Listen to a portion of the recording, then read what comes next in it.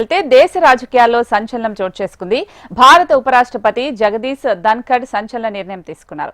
ఉపరాష్ట్రపతి పదవికి ధన్ఖడ్ రాజీనామా చేశారు.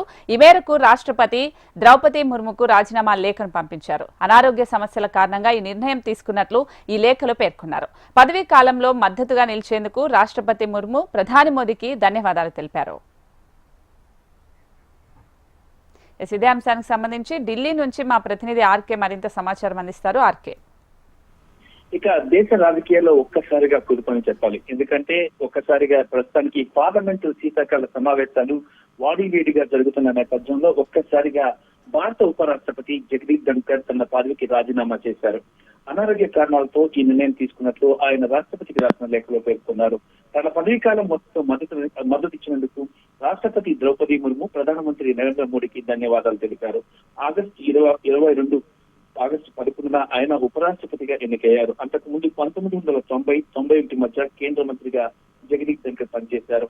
2019-22 వరకు కూడా బెంగాల్ గవర్నర్ గా ఆయన సేవలు అందించారు. బెంగాల్ గవర్నర్ గా పనిచేస్తున్న సమయంలోనే ఆయన్ని ఇక భారత ఉపరాష్ట్రపతిగా నియమించడం జరిగింది. అప్పటి ఉపరాష్ట్రపతి వెంకయ్యనాయుడు తర్వాత ఇక జగదీప్ ధన్ఖడ్ ఉపరాష్ట్రపతిగా బాధ్యతలు స్వీకరించారు.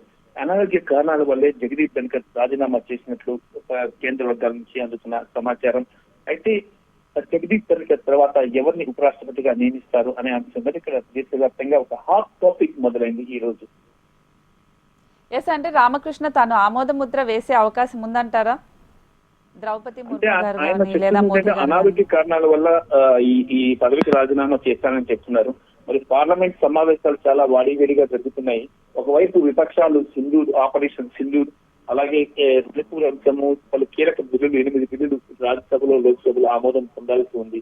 ఈ సమయంలో పార్లమెంట్ సమావేశాలు ప్రారంభమైన మరుసటి రోజే ఈయన ఈ రకమైన డెసిషన్ తీసుకోవడం ఒక రకంగా ఇది ఎందుకు తీసుకున్నారు, ఈ రకంగా నిజంగా అనారోగ్య కారణమైనా లేకపోతే ఇంకేదైనా కారణం అయి ఉందా అని చెప్పేసి ఆలోచన దేశవ్యాప్తంగా ఇది చాలా పెద్ద చర్చనీయాంశంగా మారింది. అంటే అనారోగ్య సమస్యలను చెప్పినప్పటికీ కూడా ఎప్పటి నుంచో తను రాజీనామా చేయాలని అనుకుంటున్నాడు. దానికి ఒక సాక్ లాగే అనారోగ్య సమస్య అనేది చూపిస్తున్నారు అనేది ప్రతిపక్షాల నుంచి కూడా ఒక విమర్శలు వస్తూ ఉన్నాయి కదా. అంటే ప్రతిపక్షాలకి ఆయన ఇప్పుడు రాజీనామా చేస్తారని ఆయన ఏ రోజు చెప్పలేదు. మరి ఈ రోజు ఆయన రాజీనామా చేయాలి, ఆరోగ్యం బాగోనందునే తాను రాజీనామా చేస్తానని ప్రధానమంత్రికి అలాగే రాష్ట్రపతికి కూడా వివరించడం జరిగింది. ఈ నేపథ్యంలోనే ఆయన రాజీనామా లేఖను పంపారు. మరి రాష్ట్రపతి కూడా ఆమోద ముద్ర వేసే అవకాశాలు కనిపిస్తున్నాయి. రైట్ రామకృష్ణ.